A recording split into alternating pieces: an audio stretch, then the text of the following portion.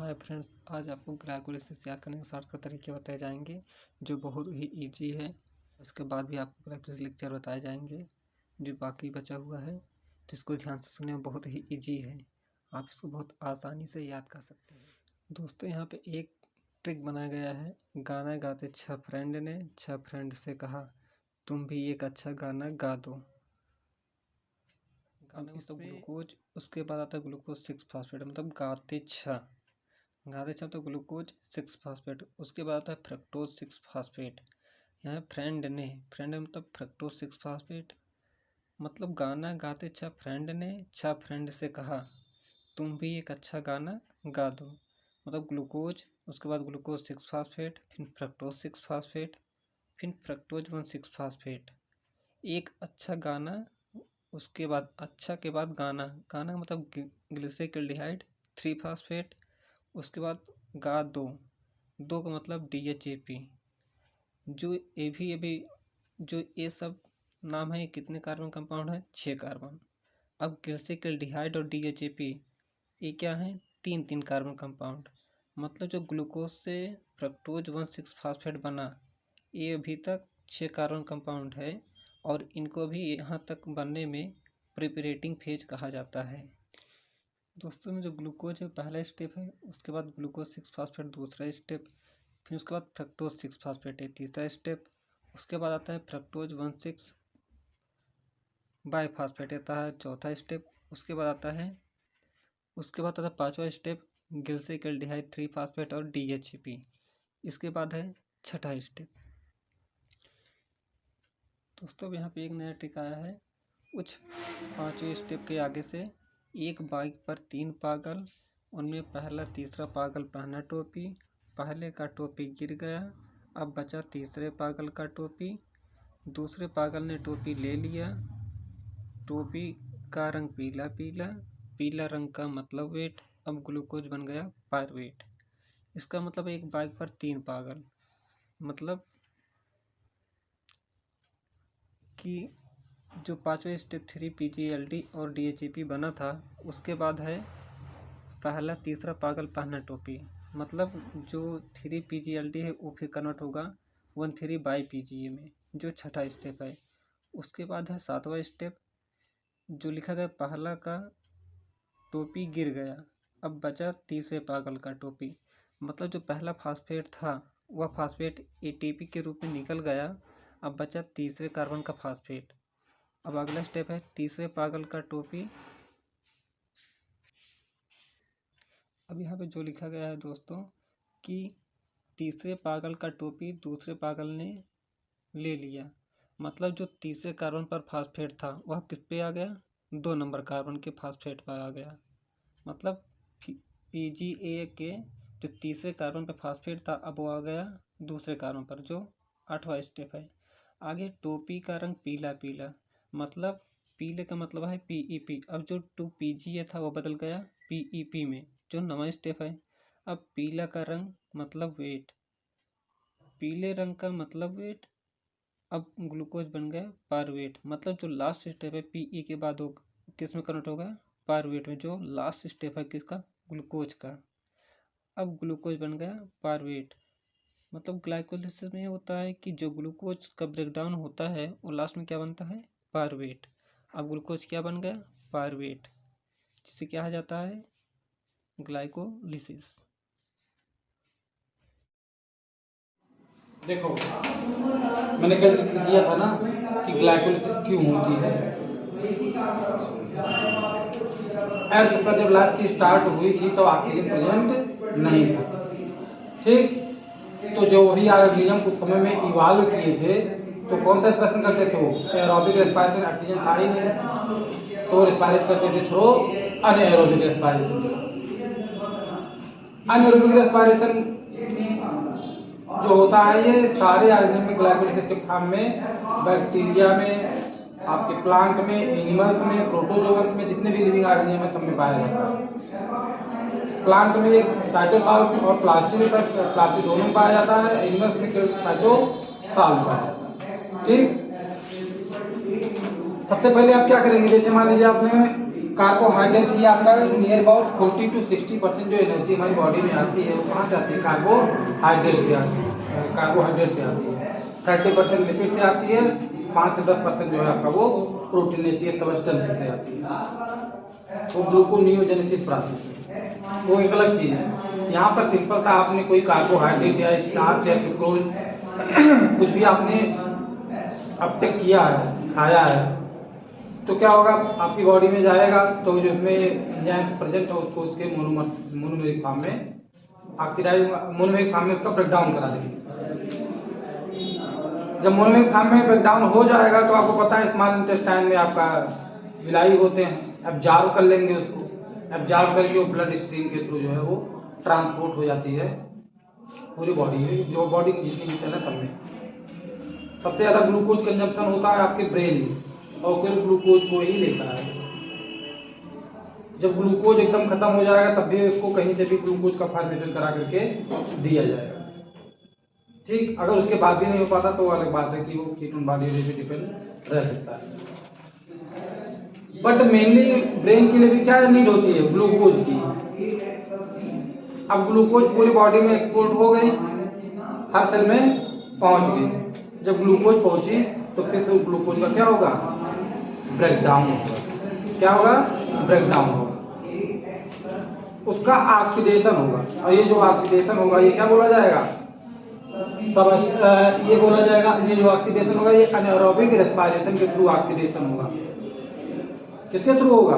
Anaerobic respiration के through oxidation होगा। इसका कंप्लीट ऑक्सीडेशन नहीं हो पाता है, ग्लूकोज का कंप्लीट ऑक्सीडेशन एनारोबिक रेस्पिरेशन में नहीं हो पाता है। इसमें इतनी एनर्जी रिलीज नहीं होती है कि कोई भी लाइफ को सस्टेन किया जा सके। जब तक एनारोबिक रेस्पिरेशन के ग्लाइकोलाइसिस सिंपल से पाई जा रही थी तब तक सेल ने तेजी से इवॉल्व नहीं किया, क्योंकि एनर्जी का प्रोडक्शन बहुत मतलब लाइफ के लिए जितनी एनर्जी चाहिए होती थी उतनी एनर्जी जनरेट नहीं हो रही है। जब एनर्जी जनरेट नहीं हो रही है तो उसको फिर यूटिलाइजेशन कैसे किया जाएगा? फर्दर वेरियस बायोकेमिकल प्रोसेस के लिए डिफरेंट टाइप के बायोकेमिकल प्रोसेस, जितनी भी मेटाबॉलिक रिएक्शन या कैटाबॉलिक रिएक्शन, एनाबॉलिक जो भी रिएक्शन पाई जाती है सब में एनर्जी की रिक्वायरमेंट होती है। आप देखेंगे डिफरेंट टाइप की कई सारी अलग अलग बायोकेमिकल पाथवे चलती हैं, लेकिन केमिकल इक्विलिब्रियम जो होता है वो मेंटेन रहता है। कुछ लोगों का क्वेश्चन ये रहता है कि यह ये बताओ कि सब बन रहे हैं तो इससे डिसबैलेंस नहीं होगा, इसीलिए सेल के पास हमेशा क्या होता है? एक अल्टरनेटिव मैकेनिज्म होता है। एक अल्टरनेटिव मैकेनिज्म होता है जो क्या कर सकती है? यहाँ पे अगर इसका कंसंट्रेशन ज़्यादा तो इसको किसी और में कन्वर्ट कर लेगी, इसका कंसंट्रेशन ज़्यादा हो तो इसको किसी और सबस्टेट में कन्वर्ट कर लेगी, उसको कहीं और ट्रांसपोर्ट कर देगी। जैसे आपका C2 साइकिल में आपने देखा था, C2 साइकिल में क्या हो रहा था? फास्फोग्लाइकोलेट बन रहे थे तो उनको ट्रांसपोर्ट कर दिया जाता परागजीसोम, वहाँ से फिर माइटोकॉन्ड्रियम ग्लाइकोलिसिस रिकवरी हो रही थी ना। सेम तरीके से कल आप देख रहे थे कि माइलेट का फॉर्मेशन प्लांट में हो रहा था के थ्रू, तो माइलेट को डायरेक्टली माइटोकॉन्ड्रियम भेज दिया जा रहा था। तो मेरा बताने का मतलब इतना है कि डिफरेंट टाइप की जो भी बायोकेमिकल रिएक्शन चलती है वो केमिकल इक्विलिब्रियम को या केमिकल इलेक्ट्रोकेमिकल ग्रेडियंट को बिना डिसबैलेंस किए इतनी सारी पाथवेज ऑपरेट होती है। और किसके हेल्प से होती हैं? एंजाइम्स की हेल्प से। कल का एग्जाम्पल, कल के लेक्चर में आपको बताया था कि कोई भी सबस्टेट है अगर वो एक जरूरी है जिंदगी के लिए और ए खत्म हो गया तो बी उसका प्रिकर्सर है, तो बी से सिंथेसिस करा ली जाएगी ए, और बी भी खत्म हो गया तो सी से सिंथेसिस करा ली जाएगी बी, और फिर बी से एंड सो ऑन। इस तरीके से बायोकेमिकल पाथवे का क्या हुआ? इवोल्यूशन, डिफरेंट टाइप के एंजाइम का इवोल्यूशन। फायदा क्या था? लो कास्ट एनर्जी में कोई भी सबस्टेट है यहाँ से यहाँ तक ब्रेक डाउन करने में तो एटीपी चली जाएगी, और कोई डायरेक्टली डीएचएपी को यूज कर ले रहा है तो बॉडी की एनर्जी बची ना। इसी को बोला जाता था इंटर कन्वर्जन। क्या बोला जाता था? Inter conversion. एक ग्लिसरीन लिया 3 फास्फेट एक डीएचएपी चले जाएंगे, आपका सिंथेसिस करा सकते हैं किसका? ग्लाइसिन का, सेरीन का। ग्लूटामेट, ऑक्सिजन एसिटिक एसिड जो है वो ग्लूटामेट, एस्पार्टेट। तो मतलब बॉडी में भी जब इतना मानो कि जो भी कार्निवोर, मतलब कार्निवोर तो छोड़ ही दो, हमें लोगों में कोई नॉन वेजिटेरियन है, अगर वो खाता है तो फिर क्या होगा, अमाइनो एसिड से ग्लूकोनियोजेनेसिस प्रोसेस के थ्रू सिंथेसिस करा सकते हो। तो ट्रांसअमाइनेशन रिएक्शन के थ्रू आप अमाइनो एसिड का सिंथेसिस नहीं करा सकते हो।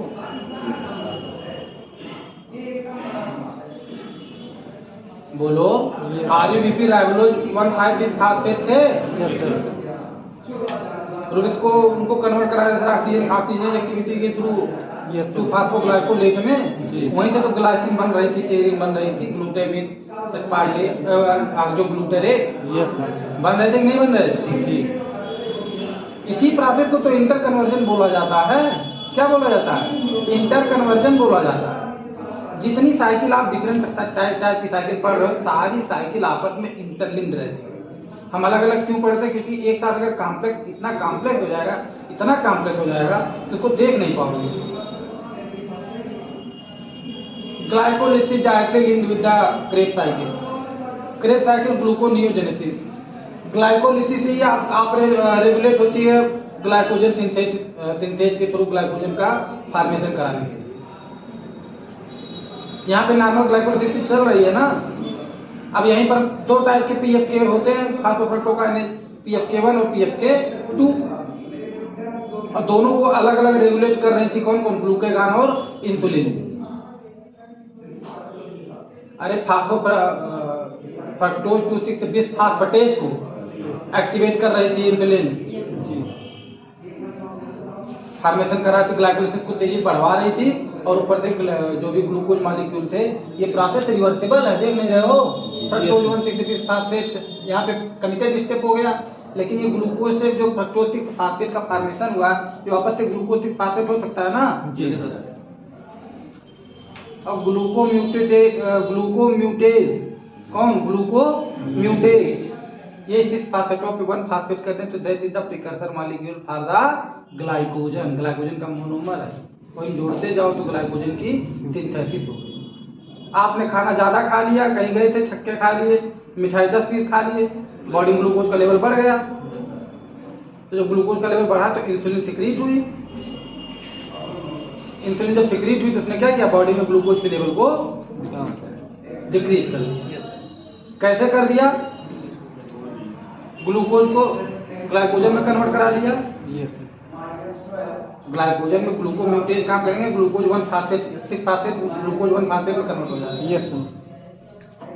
तो इस तरीके से पीएफके2 और पीएफके1 का रेगुलेशन किया जाता है।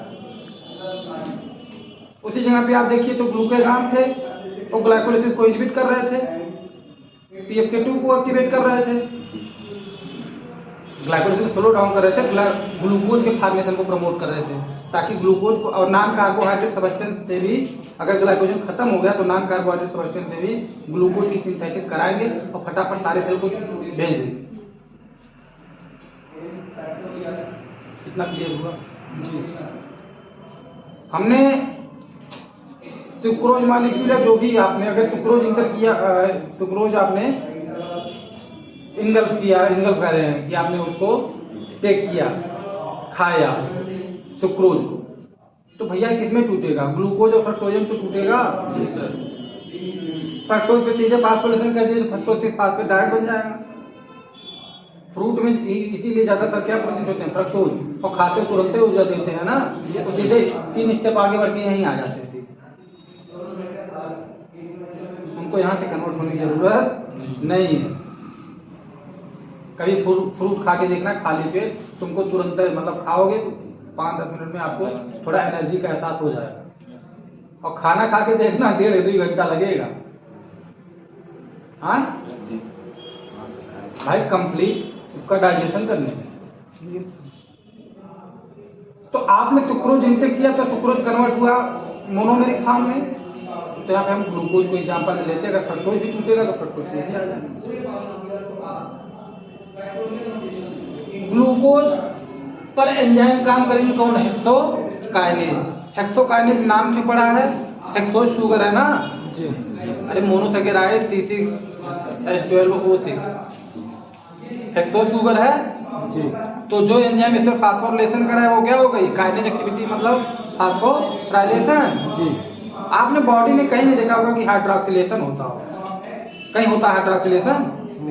जितनी भी ऑपरेशन होती है सब किसके थ्रू होती है? फास्फोराइलेशन के थ्रू होती है।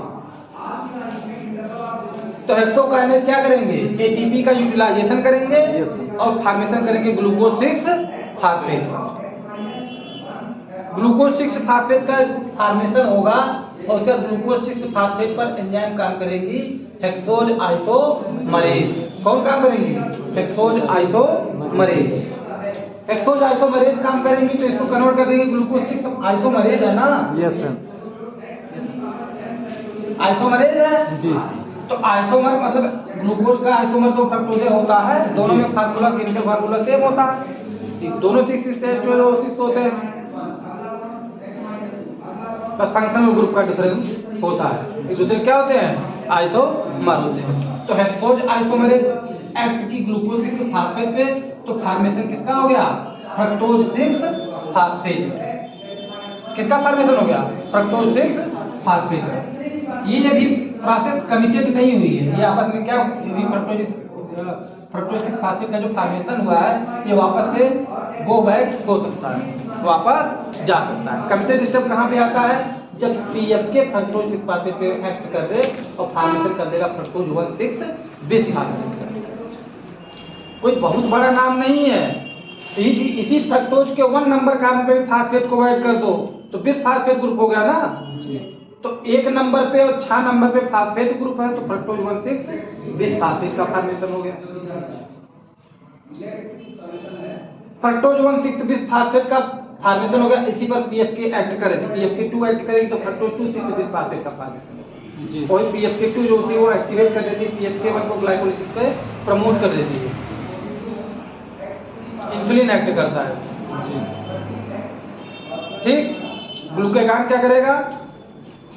ग्लूकागॉन इनएक्टिव कर देगा फ्रक्टोज 2,6 बिस फास्फेटेज। तो इसका फॉर्मेशन नहीं होगा फ्रक्टोज 2,6 बिस फास्फेट का, तो ग्लाइकोलाइसिस स्लो डाउन हो जाती है। बायोकेमिस्ट्री में रेगुलेशन खोल लेना आप लोग, देखना वहां पे एरो से बनाया गया है, बताया जी सर। ठीक है। फ्रक्टोज 1,6 बिस फास्फेट पर कौन एक्ट करेंगी? एल्डोलेज।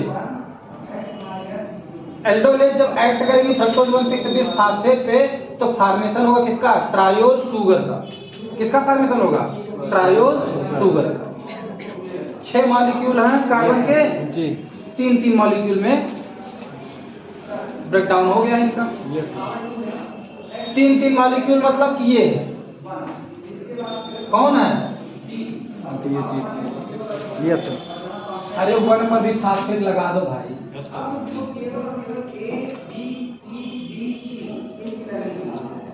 अब बताइए 1,6 पे फास्फेट है ना? Yes sir. और कितने कार्बन है? 1 2 3 4 5 6। तो फ्रक्टोज 1,6 बिस फास्फेट जी। इस पर एंजाइम एक्ट की कौन? एल्डोलेज। कौन एक्ट करेगी? एल्डोलेज। एल्डोलेज जब एक्ट करेगी तो फ्रक्टोज 1,6 बिस phosphate will be converted into the glyceraldehyde 3-DHAP yes and glyceraldehyde 3-phosphate। दोनों कितने कितने कार्बन? 3 ये कितने कार्बन? 6 कार्बन। तो दोनों में से 3 आ गए। 1 2 3 4 5 6। ठीक, इतना समझ में आया? ये दोनों एक दूसरे के क्या होते हैं? ये भी आइसोमर ही होते हैं। ये भी क्या होते हैं? आपस में इंटर कन्वर्जन हो सकता है अगर आइसोमरेज एक्ट करेगी तो। डिफरेंस क्या होता है? एल्डिहाइड ग्रुप लगा हुआ है यहाँ पे, कौन? एसीटोन कीटोन ग्रुप है। Yes sir. C double bond O। Yes sir. यहाँ पर क्या है? एल्डिहाइड CHOS, तो इसको बोल देते हो ग्लिसरॉल्डिहाइड और इसको बोल देते हो dihydroxy acetone phosphate. Yes sir. Dihydroxy acetone phosphate. Isomerase act करे तो आपस में क्या हो जाएंगे, इंटर कन्वर्टेबल। इसका फॉर्मेशन DHAP का फॉर्मेशन क्यों होता है, तो DHAP का फॉर्मेशन सेल इसलिए करती है ताकि अगर मान लीजिए ग्लाइकोलाइसिस के थ्रू अदर सब्सटेंसेस की नीड रिक्वायरमेंट है तो DHAP का यूज कर लिया जाए। अगर नहीं रिक्वायरमेंट है, अदर साइकिल को ऑपरेट नहीं करना है, तो ये जो DHAP का फॉर्मेशन हुआ यही किसमें कन्वर्ट हो जाएगा, ग्लिसरॉल्डिहाइड 3 फास्फेट। तो ग्लिसरॉल्डिहाइड 3 फास्फेट के 2 मॉलिक्यूल बन गए। ग्लिसरॉल्डिहाइड 3 फास्फेट के ग्लिसरॉल्डिहाइड 3 फास्फेट का जब फॉर्मेशन हुआ तो यहाँ पर एंजाइम काम करी कौन, ग्लिसरॉल्डिहाइड 3 फास्फेट डिहाइड्रोजिनेज।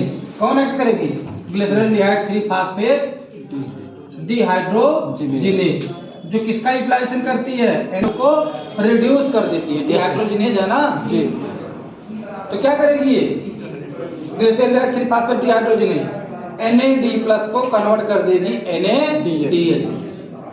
ये जो इतना फेज था आप यहाँ पर देख रहे थे, ऊर्जा लग रही है, यस सर, क्या लग रही है, ऊर्जा लग रही है, इसको बोलते हैं प्रिपरेटरी फेज। क्या बोला जाता है, प्रिपरेटरी फेज, मतलब प्रिपेयर कर रही है अपने आप को किसके लिए, ग्लूकोज के ऑक्सीडेशन के लिए, ऊर्जा के निष्कर्षण के लिए, ऊर्जा के एक्सर्शन के लिए। NAD+ का क्या करेगी ये, ऑक्सीडाइज्ड NAD+ है उसको रिड्यूस कर देगी glyceraldehyde 3 phosphate dehydrogenase. Glyceraldehyde 3 phosphate dehydrogenase क्या करेगी, ग्लिसरॉल्डिहाइड 3 फास्फेट को कन्वर्ट कर देगी। देखो अब ये यहाँ पे अगर कहीं पे 2 लिखा 1 लिखा वो आपके माइंड में होना ही नहीं चाहिए, बिकॉज आपके माइंड में ये होना चाहिए कि फ्रक्टोज से भैया ग्लिसरॉल्डिहाइड के 2 मॉलिक्यूल बनेंगे। अगर DHAP का रिक्वायरमेंट है तब तो यूज किया जाएगा, नहीं तो ये भी वापस आइसोमरेज के थ्रू ग्लिसरॉल्डिहाइड 2 मॉलिक्यूल ग्लिसरॉल्डिहाइड के हो गए ना जी, तो यहाँ भी 2 लिख दो, यस सर। तो 2 मॉलिक्यूल किसके बन गए, अब तक ग्लिसरॉल्डिहाइड 3 फास्फेट थे ना, यस सर। अब इसके 1 नंबर पर भी क्या आ गया, फास्फेट ग्रुप आ गया। कौन, किसकी एक्टिविटी के थ्रू, 3 फास्फेट डिहाइड्रोजिनेज के थ्रू ना, यस। इसने 1 नंबर पर भी फास्फेट को ऐड कर दिया। अब ये ग्लिसरॉल्डिहाइड 3 फास्फेट कन्वर्ट हो गया 1,3-बिस-फास्फोग्लिसरिक एसिड। किसमें कन्वर्ट हो गया, 1,3-बिस-फास्फोग्लिसरिक एसिड में कन्वर्ट कर दिया ग्लिसरॉल्डिहाइड 3 फास्फेट डिहाइड्रोजिनेज। 1,3-बाई-PGA पर एक्ट करेगी कौन, ग्लिसरॉल काइनेज। पत्रकार लोग थोड़ा समझ लें, ये साइंस है, पत्रकारिता नहीं है कि हम बोल रहे हैं आप नोट डाउन करें, समझोगे तब आ जाएगा। याद करने की कोशिश करो, जिंदगी में याद नहीं होगा, यही तो पहुंचते पहुंचते अरे भैया समझे कि नहीं, समझो इसको कि क्या हो रहा है। अरे 6 मॉलिक्यूल आए हैं आपस में टूट गए, 3 मॉलिक्यूल में अब 3 कार्बन में चेंज हो रहा है, 3 पे फास्फेट था अब 1 पे फास्फेट आ गया, कन्वर्ट हो गया, नाम बदल गया, लेकिन मॉलिक्यूल किसी वाले हैं, कार्बन तो वही आएगा जी। तो ये कन्वर्ट हो गया किसमें, 1,3-बिस-PGA में, यस।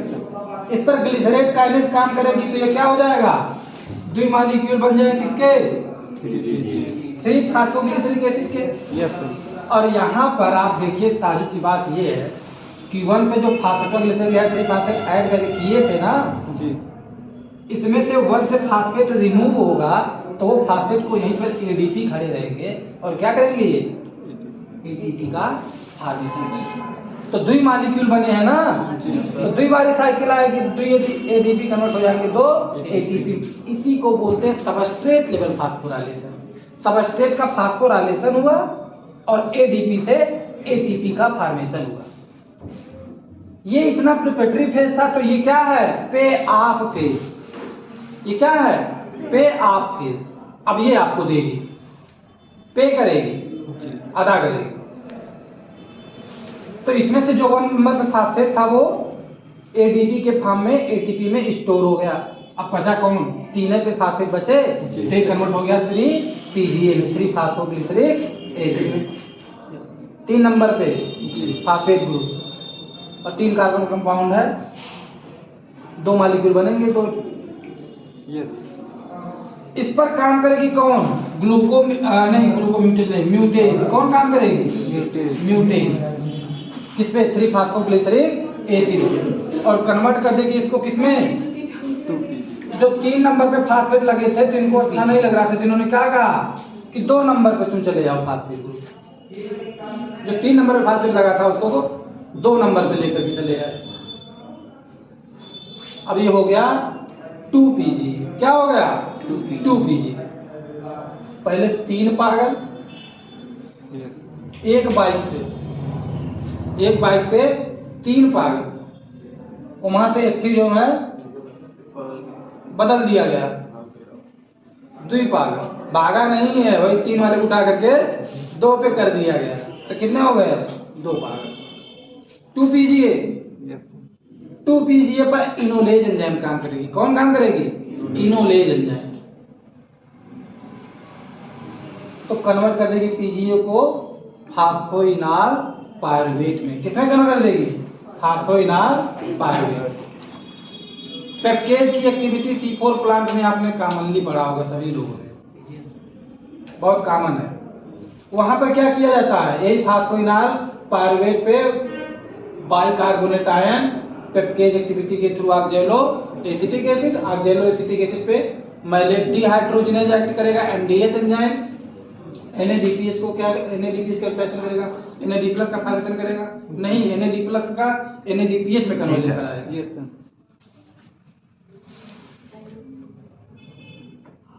अब यहाँ पर कहाँ पे हमें पॉजिटिव फास्फोइनाल पायरुवेट को देखो क्या कर रही है, प्लांट सेल क्या करेगी, इंटर कन्वर्जन करा ले रही है। किसका फॉर्मेशन करा ले रही है, मैलिक एसिड, क्या मैलेज, क्या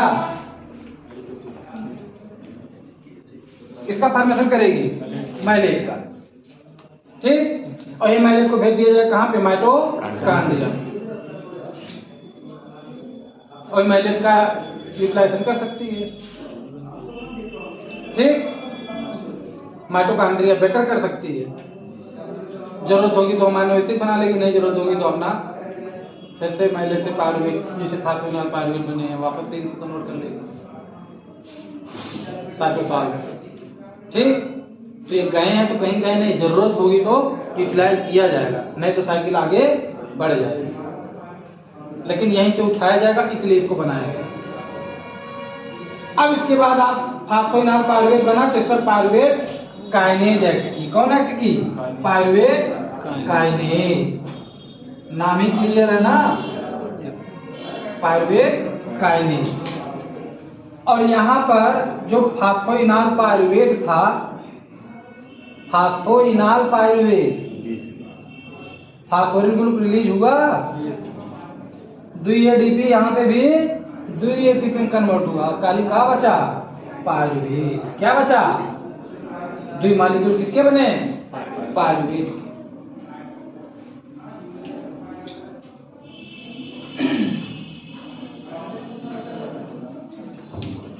अब यहाँ पे छोटा पड़ रहा है तो इसको मान लीजिए यहाँ से उठा लिया गया है, PGA पे फास्फोइनाल पायरुवेट और पायरुवेट के थ्रू पायरुवेट का फॉर्मेशन कर दिया है।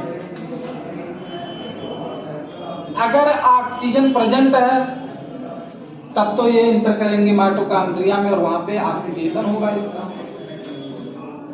लेकिन अगर ऑक्सीजन प्रेजेंट नहीं है तो स्टिल कंटिन्यू एनारोबिक रेस्पिरेशन, और उसमें क्या होगा, फर्मेंटेशन, क्या होगा, फर्मेंटेशन। प्लांट भी करते हैं, ईस्ट भर भर के करते हैं, और एनिमल्स भी करते हैं, लेकिन इतना ज्यादा एनिमल्स में नहीं पाया जाता। प्लांट में फ्लड आता रहता है, बाढ़ आता रहता है, एनर्जी कंडीशन बढ़ती रहती है, फर्मेंटेशन करता रहेगा, फर्मेंटेशन करता रहेगा तो फर्मेंटेशन करेगा। ईस्ट तो भैया इसीलिए ईस्ट का बेवरेज इंडस्ट्री में यूज किया जाता है। वो क्या करेगी, पायरुवेट के सीधे एसिलर को और भी बदल देगी, और ये मार्केट में सप्लाई होगी, लोग पिएंगे। समझे कि नहीं, पायरुवेट है, पायरुवेट पर अगर LDH काम करे तो फॉर्मेशन होगा किसका, लैक्टेट का। लैक्टेट का फॉर्मेशन आपकी मसल्स में होता है, कहाँ पे होगा, हमारे मसल्स में होता है। एनारोबिक रेस्पिरेशन हो रहा है, तेजी से भाग रहे हो, रेसलिंग कर रहे हो, जिम जा रहे हो, तो वहां पे जितने तेज एक्सरसाइज करोगे उतने तेज ऑक्सीजन डिमांड होगी, अब ऑक्सीजन डिमांड उतना तेजी से तो ले नहीं पाओगे, तो हमारी बॉडी में क्या होगा, अनेरोबिक रेस्पिरेशन से क्या बन जाएगा, लैक्टेट या लैक्टिक एसिड। अब मसल से देखोगे इसको, अगर इसका फॉर्मेशन होगा 2-3 दिन आपको लग जाता है दर्द जाने में, तो बता रहे हैं ना, फॉर्मेशन हो गया मसल्स में, तो मसल लैक्टेट का यूटिलाइजेशन नहीं करेगा, इसको ट्रांसपोर्ट कर दिया जाता है लीवर में। कहाँ पे, लीवर में, और वही लैक्टेट को क्या करना कर लेगा वापस से पायरुवेट में। रिकवरी हो गई, लैक्टेट को वापस किस में कन्वर्ट कर लिया जाएगा, पायरुवेट। फिर आपका दर्द चला जाता है, ऑक्सीडेशन हो जाता है। क्लियर, कोई दिक्कत, बहुत थोड़ा, बहुत थोड़ा, ठीक, पाया जाता है यूकेरियोट्स में भी, लेकिन मेनली किसमें, यीस्ट में, प्लांट में। हम लोगों में ऑपरेट हो जाती क्या, एलडीएच काम कर देगी पायरुवेट पे, लैक्टेट डिहाइड्रोजिनेज, तो लैक्टिक एसिड का फॉर्मेशन करती है। अगर अल्कोहल का इतना फॉर्मेशन होता तो क्या करते लोग, दौड़ते, दारू पीने मन करता क्या करते, 10 किलोमीटर दौड़ लो, क्या बन गया, अल्कोहल, जहां बना वहीं खड़े आराम से। बट ऐसा होता नहीं है, अगर हम लोग दौड़ेंगे तो फॉर्मेशन होगा किसका, लैक्टेट का। प्लांट में और ईस्ट में जो होगा वो मेनली किसका फॉर्मेशन करेंगे, अल्कोहल, क्योंकि लैक्टेट उनके लिए क्या है, हार्मफुल है, एसिडिक प्रॉपर्टी रखता है, तो सेल के केमिकल इक्विलिब्रियम को डिस्टर्ब करेगा। सब प्लांट में जो अल्कोहल बनता होगा उसका यूटिलाइजेशन कैसे करते हैं, बोलो। यूटिलाइजेशन अरे भैया, अगर अल्कोहल का फॉर्मेशन हो गया तो अल्कोहल को वापस से कन्वर्ट कर सकते हैं, वो यूटिलाइज कर लेंगे फिर से, वो भी तो फिर क्या बोलते हैं, यहाँ पायरुवेट आ जाएगा, पायरुवेट में ही आ जाएगा। अल्कोहल डिहाइड्रोजिनेज तो ऐसे कर रहा है ना, यही अल्कोहल का फॉर्मेशन होते हुए एसिटिल्डिहाइड से फिर से पायरुवेट का फॉर्मेशन कर लिया जाएगा। मतलब वो भी मजबूरी ये इंटर मॉलिक्यूल्स एक कार्बन का यूटिलाइजेशन भैया इंटर कन्वर्जन के थ्रू होगा। आप क्या लगता है प्लांट फेंक देगा तो तुम छेद करके निकाल लोगे अल्कोहल को, ये चक्कर में थे क्या? अरे हाँ, तुम ही उसी आ रहे हो, मतलब हद है भाई। तो दारू पीने वाले पेड़ लगाते हो, पानी डाल के, सेल ने क्या किया, इवोल्यूशन के थ्रू अपने आप को इवाल्व किया भाई। यार कितना 450 करोड़ साल से अपने आप को इवाल्व कर रही है। एक यूनिसेलुलर ऑर्गेनिज्म से मल्टी सेलुलर ऑर्गेनिज्म इतना बड़े हो गए कि आप दूसरे बारे में पढ़ रहे हो। तो सेल ने तो अपनी इकाई से देखा है जीवन को।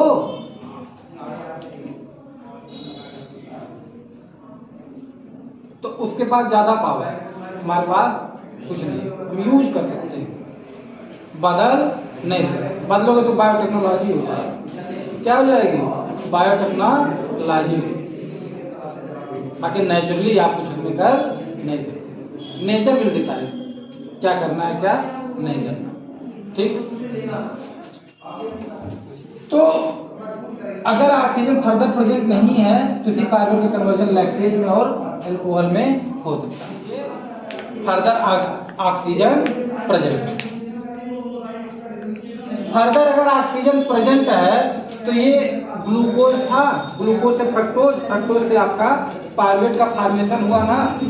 तो पायरुवेट के कितने मॉलिक्यूल बनेंगे? कितने मॉलिक्यूल बनेंगे? 2 मॉलिक्यूल बनेंगे ना। Being a science student you must know कि कहां कहां पे कार्बन, ग्लूकोज या फ्रक्टोज और कार्बन गया कहां, यू मस्ट नो ना। C6H12O6 था, कहाँ है? पायरुवेट बदला है, ट्रेसिंग की गई थी। आप लोग मैंने बताया था ना, कार्बन डिटेक्शन, ट्रेसिंग की गई। जब ट्रेसिंग की गई ग्लाइकोलाइसिस के, तब पता चला कि जो पायरुवेट बना है 3 कार्बन कंपाउंड जो 2 मॉलिक्यूल बने हैं, उसमें इसी ग्लूकोज के 1 और 6 नंबर जो कार्बन थे, 1 और 6 नंबर जो कार्बन थे, ये कन्वर्ट कर लिए गए किसमें? Methyl group. किसमें यूटिलाइज हो गए? मेथिल ग्रुप के फॉर्मेशन में। पायरुवेट जो मेथिल ग्रुप पाया जा रहा है वो कहाँ से आ रहे हैं? अरे 2 मॉलिक्यूल है ना, यस सर। तो 2 से H3 होगा। अब का 2 पारुटी बना दें, इकट्ठी बनाएंगे, बाकी 2 ही है। तो 1 और 6 किसके लिए चले गए? मीथिल ग्रुप के फॉर्मेशन। 2 और 5 किसके लिए चले गए? कीटोन या कार्बोनिल ग्रुप के फॉर्मेशन के लिए। Yes sir. और 3 और 4 किसके? कार्बोक्सिल ग्रुप के फॉर्मेशन। तो आप देख रहे हो ना, 1 2 3 4 5 6 कार्बन हो गया। वो 6 कार्बन क्या मिलके बनाए? पारुवेट। कौन से नंबर का कार्बन कौन सा ग्लूकोज का मॉलिक्यूल बनाया, तो आपको पता होना चाहिए। फर्स्ट पारुवेट का जो आपका